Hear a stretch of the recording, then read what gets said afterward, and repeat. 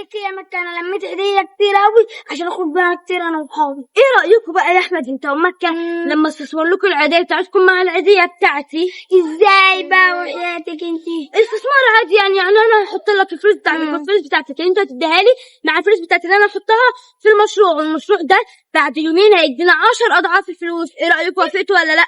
وفين طبعا. طب هات الفلوس بتاعتك، يلا هات الفلوس بتاعتك.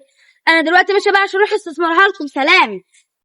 بقول لك يا مكة، وصير جابت لك الفلوس؟ لا. ولا جابتها لي انا كمان يا بنت شكلها يا جدعان في ايه مالكم؟ فين الفلوس؟ فلوس ايه مالكم مستعجلين تشوفوا كده ليه؟ ثواني اروح اجيبها لكم واجي. ماشي. ضحكت عليهم العوايد، انا هديهم الفلوس بتاعتهم؟ لا طبعا، ده انا ما صدقت بقى اخدت منه فلوس وفي حد هيجيله 10 اضعاف في يومين ومعايا انا كمان. اما اروح اخرج بقى بهم انا واصحابي، ده انا هولع الدنيا.